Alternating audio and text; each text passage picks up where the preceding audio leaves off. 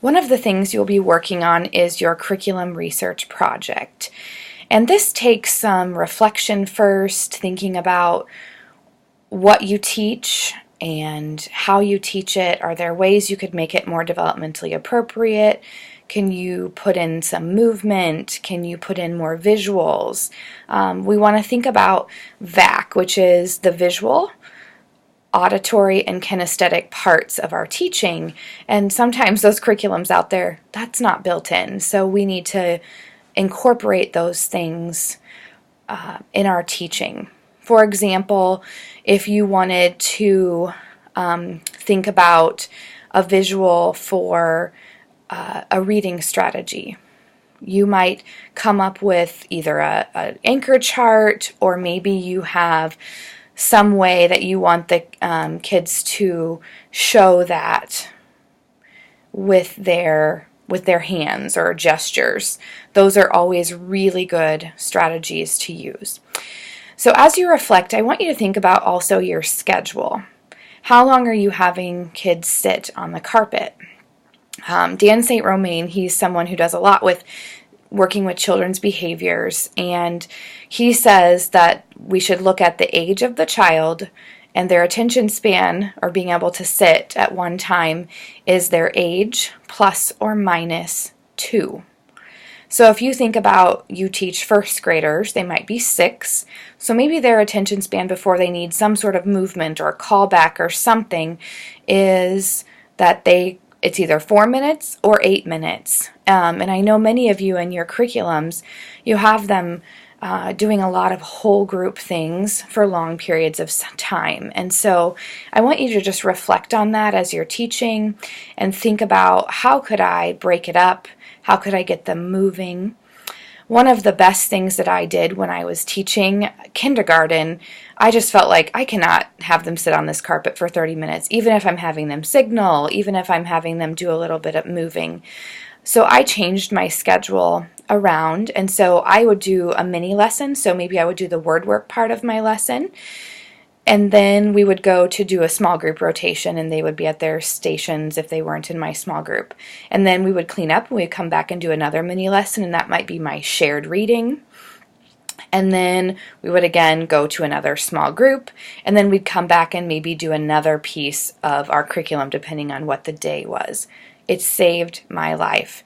And the kids were so much more happy and well behaved because we're asking a lot of our little people, and they are not capable of it, and we wonder why behavior is on the rise. And so we have to use our creativity and what we know is best for kids and incorporate that into the curriculum. I believe it's so, so important. So this week and the next few weeks, as you're preparing to do this research project, I want you to think about ways that you could make your reading more, or even not just your reading, but your curriculum in general, how you could make it more developmentally appropriate. That's just a reflection in your head, and maybe some of those ideas might come through when you're writing your reflection or your final piece. But you don't have to post about that necessarily. I just want you thinking about that. And those of you who don't have your own classrooms, I want you to think about what would you want if you have your own children? What would you want your children to experience at school in their classrooms, as far as, what their learning looks like? And those of you who don't have children and you don't have your classroom, think about what you know is best practice, what you've learned in your prior classes, and maybe what you're learning in those choice articles or other things that we've talked about here in this class. I'm going to post in this folder, there will be a document about your curriculum research project. You're going to choose one area that you want to do a little bit more research about and spend some time looking at developmentally appropriate practices in that area. Maybe it's an area that you have very little time for and you want to take some more time for it, like science or social studies, and you want to think, how can I get this more hands-on, even though I only have a short amount of time? How could I make that more hands-on? That could be something that you do. You could also think about the independent time of your reading when you're teaching small groups. You could either focus on your small group teaching, or you could focus on what the other kids are doing while you are doing your small group teaching, thinking about maybe you want to incorporate some small groups in math. I taught in a curriculum where we did a whole group lesson and then we broke into small groups. We did a mini lesson and then broke into small groups to do some things. That could be something you could explore, or math stations. You could also just think about, how could I make my curriculum a little bit more hands-on? And you could specifically look at the rest of the school year and focus your attention on that area.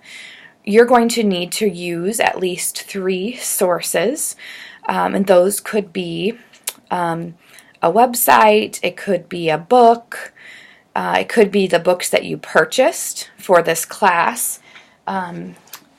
Some of you that have this one, The Intentional Teacher, maybe you want to read up, if it's language arts that you want to just make sure is incorporated better into your teaching and your center time, you could choose that area to read. Or the creative arts, you could think about that and use this as your source. Those of you that bought the Teaching with Intention, in the past, I've always required chapters 6 and 7, and I really, really want to encourage you to read those. They are about lesson design and creating lessons based on principles and practices that you believe in. And as I read this, just really resonated with me, thinking, I'm being asked to do a lot of things that I don't necessarily agree with, and what can I do with that? And then chapter 7 is about assessment, reflections, and next steps. And I'm going to put these chapters as I highly recommend them, and they could show up then in your research as how an option. You purchase this book, you may as well use it, right? And she just has some really great ideas for that. So I'm sorry it's mirrored incorrectly, but you know what I'm talking about. So those could be some things that you use. You could also do some of your research using the Doane Library online. There's a lot of online resources that we have that you can use. Or maybe you have a professional library at your school. You know of if you don't have your own classroom, you know of some teachers who might have some professional resources. Those of you that don't have your own classroom, you're going to just choose an area of interest. So I know that some of you are not in the classroom at all right now, but you're going to need to choose one curriculum area that is of interest to you, and just let that guide you. What would be some good principles to remember when you're teaching those things? What are some activities that you could use, visuals, ways to use kinesthetics in the curriculum?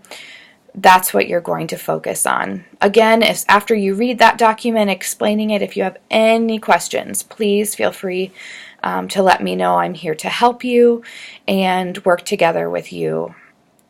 So feel free to email me or call me or text me. My cell phone is probably the best way to get a hold of me aside from email. So I hope you have a great week, and let me know if you have questions.